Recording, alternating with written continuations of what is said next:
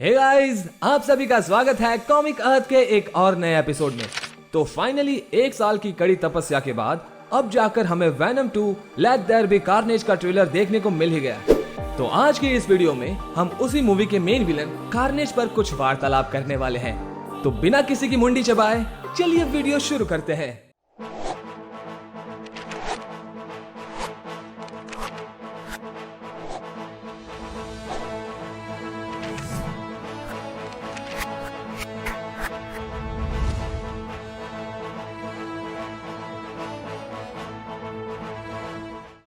हमारी कहानी की शुरुआत होती है क्लीटस कैसिडी के बचपन से।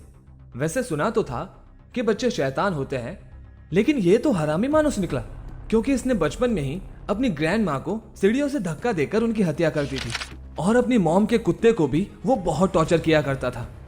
और फिर जब उसके डैड ने उसकी मॉम की हत्या कर दी तब जाकर उसे एक ऑर्फनेज में भर्ती कर दिया गया। लेकिन ऑर्फनेज में भी उसकी अजीबोगरीब हरकतें देखकर बच्चे उसका बहुत मजाक उड़ाते थे और वो उनका जवाब अपनी हरकतों से ही दिया करता था। और उसने तो ऑर्फनेज के कई सारे स्टाफ्स का भी कत्ल कर दिया था। लेकिन आगे जाके हमारे क्लीटस को प्यार हो जाता है और वो पहुंच जाता है फूल लेकर उस लड़की को प्रपोज करने। लेकिन लड़की यहाँ गलती कर देती है, वो हंस के उसे मना कर देती है। वहां अपने क्लीटस का गुस्सा सीमा के पार चला जाता है और वो उस लड़की को एक बस के सामने धक्का देकर उसको मार डालता है।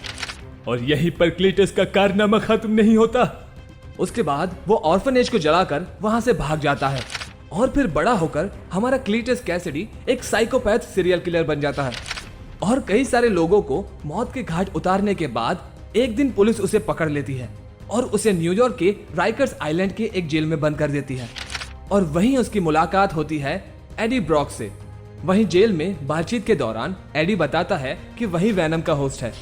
लेकिन एक बार स्पाइडरमैन और सिक्स सेंस टूल नाम के एक सुपर हीरो के साथ लड़ाई के दौरान वेनम उसकी बॉडी से अलग हो चुका होता है। लेकिन क्लीटस उसकी बातों पर विश्वास नहीं करता और अचानक वहीं पर वेनम उसे बचाने आ जाता है और जेल की दीवार तोड़कर एडी वहां से भाग जाता है। और वहीं पर एक कांड हो जाता है। वेनम की बॉडी का एक छोटा सा पार्ट क्लीटस कैसिडी के हाथ पे लगे घाव के अंदर चला जाता है। अब आप सोच रहे होंगे कि इतने छोटे टुकड़े से क्या होता है, लेकिन आपको एक जानकारी दे दूं कि हर सिम्बियोट अपनी लाइफ में एक बार सेक्सुअली रिप्रोड्यूस करता है। तो एक तरह से देखा जाए तो वेनम कार्नेज का पापा भी है या मम्मी, खैर छोड़ो। तो यहीं से अपना क्लीटस कैसिडी कार्नेज बन जाता है और फिर उसका सामना स्पाइडरमैन और वेनम के साथ होता है।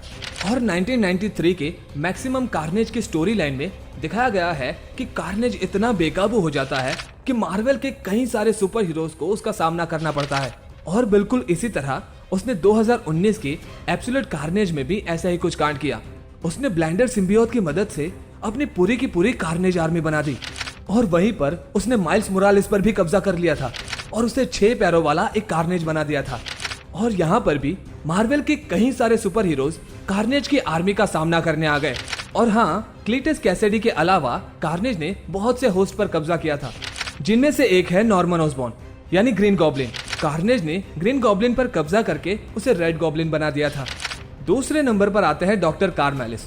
वो डॉक्टर कार्मेलिस के साथ मिलकर एक सुपीरियर कार्नेज बनाता है, जहां डॉक्टर कार्मेलिस कार्नेज की वजह से अपना काबू खो बैठते हैं। तभी यूनिसिस क्लॉ ऑफ द विज़र्ड वहां आकर कार्नेज से उसका पीछा छुड़वाते हैं। और इनके अलावा कार्नेज ने सिल्वर सर्फर पर भी कब्जा किया था और काफी समय तक वो कॉमिक में कॉस्मिक कार्नेज के नाम से भी जाना गया। फिर सिल्वर सर्फर ने स्पाइडरमैन के साथ मिलकर कार्नेज से खुद को आजाद करवाया। और पावर्स की बात करें तो सारे सिम्बियोट्स के पास एक ही जैसी पावर्स होती है, लेकिन कुछ ऐसी पावर्स हैं जो कार्नेज को बाकी सिम्बियोट्स से अलग करती है। कार्नेज अपना साइज कई गुना तक बढ़ा सकता है और साथ ही साथ वो अपना साइज कई गुना तक छोटा भी कर सकता है, जिससे कि वो कई बार केबल के थ्रू भी ट्रांसपोर्ट हुआ है। और कार्नेज अपने स्पेशल ब्रेन गम की मदद से लोगों के दिमाग पर भी कब्जा कर सकता है। और इसी तरह इसने एब्सोल्यूट कार्नेज में अपनी पूरी सेना बनाई थी। इसके अलावा वो शेप शिफ्टिंग भी कर सकता है, जिसके चलते उसने कॉमिक में एडी ब्रॉक का रूप लेकर कई हत्याएं की थी। और कमजोरी की बात करें तो बाकी सिम्बियोट्स की तरह ही आग और सुपरसोनिक साउंड उसकी कमजोरी है। और वेनम मूवी के विलन राइट की तरह वो अपनी बॉडी से अलग अलग तरह के हथियार भी बना सकता है और साथ ही साथ उन्हें फेंक भी सकता है। ओ गुरु, ये थी हमारी कारनेज की स्टोरी। सब बजाओ ताली, स्लोली स्लोली। तो आज के लिए बस इतना ही, मिलते हैं अगले एपिसोड में। जाने से पहले हमारी वीडियो को लाइक और शेयर जरूर करिएगा, और अगर आप हमारी चैनल पर नए हैं तो उसे सब्सक्राइब भी जरूर करिएगा, और बगल में टंग टंग, ताकि आने वाली सभी वीडियो का नोटिफिकेशन आपको मिलता रहे।